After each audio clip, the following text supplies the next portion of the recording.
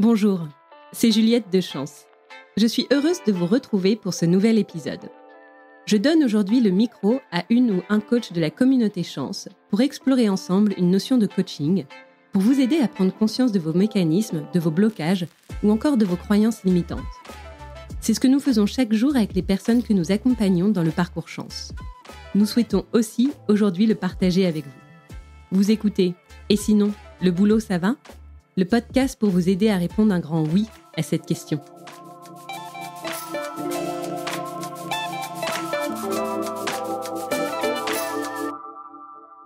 Bonjour, je suis Séverine, coach partenaire Chance, et je suis ravie de partager avec vous aujourd'hui un épisode sur cette grande question, comment faire les bons choix et prendre la bonne décision. Alors, qu'est-ce qu'une bonne décision ? Celle qu'on ne regrette pas, celle que l'on a prise de façon réfléchie et longuement, ou celle qui vient d'instinct ? Prendre la bonne décision pèse sur nos épaules comme une crainte de devoir renoncer à quelque chose avec le risque de regretter. Décider, c'est aussi aller vers quelque chose que l'on ne connaît pas. Et cette prise de risque, ce saut vers l'inconnu, peut être parfois très difficile. Le risque, c'est de ressentir une forme d'anxiété, voire de paralysie, qui nous empêche d'avancer vers ce que nous nous sommes fixés. Alors, comment font ceux qui savent prendre des décisions ? Est-ce qu'ils ont une méthode ? Est-ce qu'ils se basent sur certains critères, sur des outils ? Est-ce du courage, de l'audace ? Est-ce que c'est de l'intellect ? C'est ce que nous allons voir ensemble dans ce podcast. Tout d'abord, pourquoi est-ce si dur de prendre une bonne décision ? Alors, pour certains, c'est très simple. Ils font un tableau comme une matrice avec des plus, des moins, des bénéfices, des risques, et ils viennent regarder quelle est, selon eux, l'option qui aligne le plus de plus. Pour d'autres, ça va être, je fais appel à des proches et je vais me fier à leurs conseils pour décider. Pour d'autres, ça va être, moi j'écoute mon cœur. En fait, cette prise de décision, elle est très subtile parce qu'elle nous invite à aller vraiment questionner toutes nos zones d'ombre, tous ces endroits de méconnaissance qui ne me permettent pas de prendre la décision de manière très éclairée et globale. Cela me fait penser à un coaché que j'ai eu hier et qui avait des peurs par rapport à un projet qu'il se fixait en me disant « j'ai peur de si je négocie ma rupture conventionnelle à tel moment, il se passe ça et après j'ai peur que ça engendre ça ». Et plus nous avons questionné les peurs et plus nous avons essayé d'identifier de quels éléments il avait besoin pour avoir moins peur et du coup prendre des décisions ajustées, plus la prise de décision a été simplifiée. Donc, aller collecter les éléments qui nous permettent de prendre des décisions éclairées vient réduire par mécanisme nos peurs, parce que nous y voyons plus clair. Alors en fait, décider, c'est accepter qu'il y a une part d'inconnu, et c'est aller questionner cette part d'inconnu. Dans toutes les belles aventures et les récits, il y a à l'origine une personne qui a voulu aller au-delà de sa zone de confort, qui a osé, qui a affronté ses doutes et qui a pris des risques. Alors, ne pas décider, ça signifierait rester dans cette fameuse zone de confort, ne pas oser en sortir et ne pas agir. Et oui, parce que décider, derrière, c'est le verbe agir. Alors, prendre une décision, oui, mais prendre un risque non mesuré, non.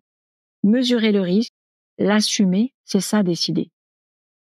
Ça veut dire qu'il y a à la fois une dose d'intelligence à faire rentrer là-dedans, il y a la dose de cœur, et puis certainement les conseils, feedback autour. Et tout ce mélange-là va faire la bonne décision. Mais c'est encore un peu plus complexe que ça. Parce que cette décision, elle revient à faire un choix, un jugement de valeur entre plusieurs options possibles, mais à un moment donné. C'est-à-dire que c'est tellement intime et subjectif, et en plus, ça peut varier dans le temps, parce que ma bonne décision d'aujourd'hui ne sera pas celle de demain. Alors, ce qui peut être pas mal, c'est déjà se dire qu'une décision, c'est subjectif, que ça fait appel à soi, à ce qui est important pour nous, qu'une décision, c'est la bonne aujourd'hui, et que peut-être que demain, dans 6 mois, 1 an, 2 ans, les facteurs autour qui influent sur ma prise de décision seront différents et que du coup, je prendrai une autre décision. Donc, la bonne décision en soi ne veut rien dire. C'est juste à un instant T. Et peut-être que déjà se dire que identifier et anticiper plusieurs options possibles me permettent de faciliter ma prise de décision parce que j'aurai envisagé différents scénarios et je les aurai tous mesurés, calibrés. Donc, soyez conscients d'une chose. Dans les situations très complexes, il n'y a pas une seule bonne réponse. Tous les choix peuvent se valoir et impacter différemment vos vies. Derrière chaque option, il y a de bons et de mauvais côtés. Ça revient donc à accepter qu'il n'y a pas une décision parfaite et qu'il est normal, quelle que soit la décision que l'on prend, de ressentir cette forme de tristesse, de perte et de regret. Mais ça signifie pas qu'on a fait un mauvais choix. Et donc, j'ai envie de vous dire, soyez indulgents avec vous-même. Notre anxiété, notre manque de confiance en nous, et le fait qu'on aille glaner comme ça que les regards extérieurs, que de l'aide extérieure qui va peut-être nous détourner de ce qui est vraiment important pour nous, va peut-être nous faire prendre des voies, des choix qui sont pas les nôtres. Donc voyons maintenant quelles seraient les étapes de la prise de décision. Tout d'abord, définir un objectif. Un objectif à la fois clair, ambitieux, réaliste et aligné. Pour le définir, cet objectif, j'ai envie de vous dire, posez-vous la question de quel est mon contexte, quelle est la situation que j'ai envie de résoudre, quelles seraient les conséquences pour moi si je ne la résous pas, et quels seraient les bienfaits si je la résous, quelle serait ma situation idéale, souhaitée. De quoi ai-je besoin pour prendre cette décision? Qu'est-ce que j'ai déjà dans mes mains et qu'est-ce qui me manque? Une décision dépend de vous. On ne prend pas une décision pour faire plaisir à ses proches ou pour épater. On prend une décision parce que ça vient nous apporter quelque chose, nous nourrir sur un de nos piliers, sur la finalité qu'on a envie de ressentir dans tel ou tel job, sur un environnement de travail qui nous paraît plus aligné avec nous, sur des missions qui nous paraissent plus motivantes, où il y a à la fois du plaisir et du challenge. C'est nous qui savons, c'est nous qui avons entre nos mains la capacité à prendre cette bonne décision, tout en nous inspirant, bien entendu, d'éléments que nous allons collecter. Donc cet objectif, dressez-le pour vous de manière positive et après, allez identifier maintenant quelles sont les informations dont vous avez besoin pour prendre cette fameuse décision et pour atteindre votre objectif. Trop peu d'informations, ça peut nuire à votre prise de décision parce que vous êtes dans une zone où vous n'avez pas assez d'éléments pour décider. Donc, allez quelque part collecter tous ces éléments qui vont vous permettre d'établir des choix, des hypothèses et des pistes. Questionnez, fouillez, allez sur des sites, allez contacter votre entourage, votre réseau, votre cercle, échanger avec des professionnels, faire des enquêtes métiers. Venez clarifier tous les éléments dont vous avez besoin, qui sont en votre possession. Posez des questions sur les enjeux, les bénéfices, les risques, les missions pour tel ou tel type de métier, les façons d'y parvenir, les contraintes, les environnements de travail. Posez toutes les questions qui vont vous permettre de pouvoir aligner dans un tableau en fonction de tel et tel métier. Voici tous les éléments que j'ai collectés, toutes les informations qui vont me permettre de prendre cette décision éclairée. Collectez les informations et après, comparez les différentes pistes en les organisant par critères de choix, critères de sélection. Ces critères, ils sont clairement liés avec vos piliers. Environnement de travail, vos missions, la finalité que vous souhaitez incarner, le salaire, l'autonomie, etc. Des critères concrets, factuels pour vous assurer que vos pistes cochent bien un maximum de ces cases. Alors, comment je choisis mes critères? Posez-vous la question, qu'est-ce qui est réellement important pour moi? Quelles compétences je veux utiliser? Quelles qualités je veux utiliser? À quels besoins, quelles valeurs ça vient répondre? Etc., etc. Priorisez vos critères en les mettant par ordre de priorité. Ils n'ont pas tous la même valeur. D'où ce fameux coefficient de pondération. Pourquoi pas en fonction des critères. Listez après vos freins. Interne, externe. Externe, voilà quelles contraintes j'ai pu entrevoir à travers la collecte d'informations par rapport à telle piste. Il faut de la formation à passer. Le niveau de rémunération est peut-être une contrainte. Il y a peut-être un marché caché très important qui va me nécessiter d'aller chercher du réseau, etc., etc. Il y a aussi des freins internes. Quelles sont les petites voies, mes peurs, mes croyances qui m'empêchent d'aller vers cette voie? Peur du changement, peur de me tromper. Derrière chaque peur, il y a un questionnement de quoi ai-je peur et quelle action à mettre en place pour aller diminuer ma peur. Par exemple, je ne me sens pas capable, j'ai peur de ne pas être capable. Ok, capable de quoi? De quoi ai-je besoin pour savoir si je suis capable? Comment je saurai que je suis capable? Posez-vous toutes ces questions et allez derrière vous mettre en action. Interrogez sur vos capacités, interrogez, allez chercher du feedback sur vos qualités, sur vos capacités, sur vos forces. Demandez à faire des immersions. Plus vous allez identifier vos peurs, plus vous allez mettre en place des actions pour diminuer la peur.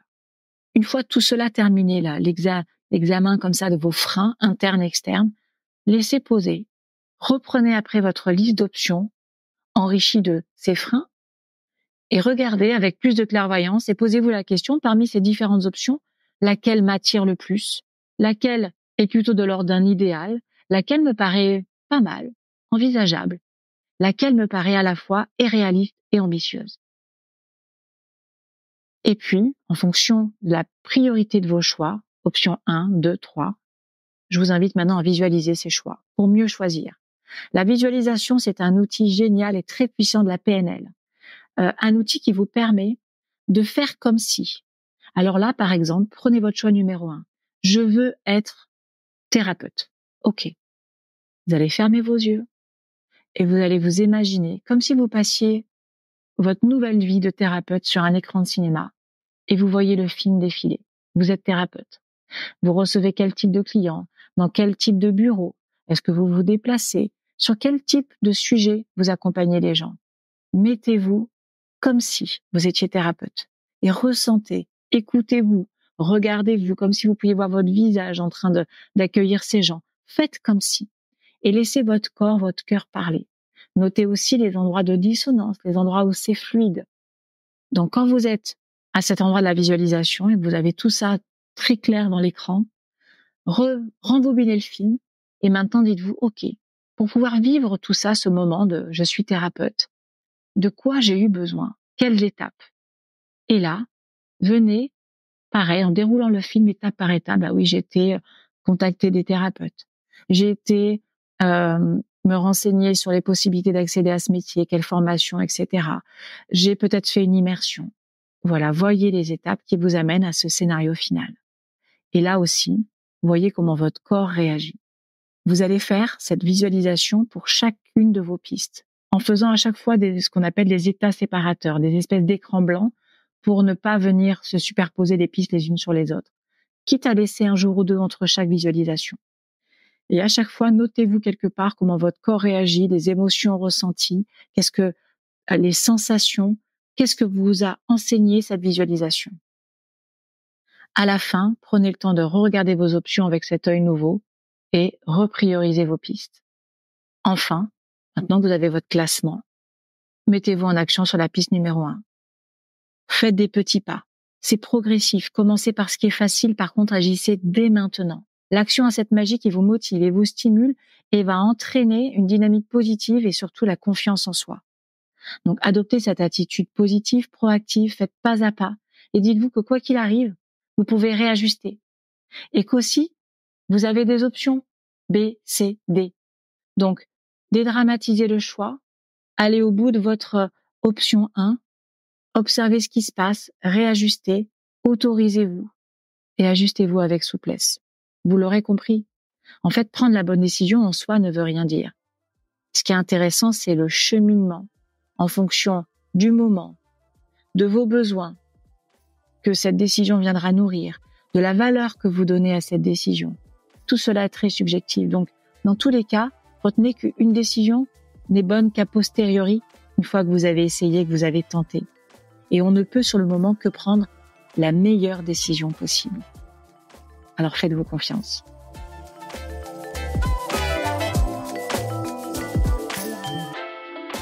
Merci d'avoir écouté. Et sinon, le boulot ça va ? Le podcast pour vous aider à répondre un grand oui à cette question. Si cet épisode vous a plu, vous pouvez laisser 5 étoiles sur Spotify, Apple Podcast ou Deezer. Cela ne semble rien, mais cela aide beaucoup à soutenir le podcast. Vous pouvez aussi m'écrire sur Instagram, @chance_fr. Et n'hésitez pas à recommander ce podcast à toutes celles et ceux proches qui ont besoin de retrouver du sens dans leur vie pro. À bientôt!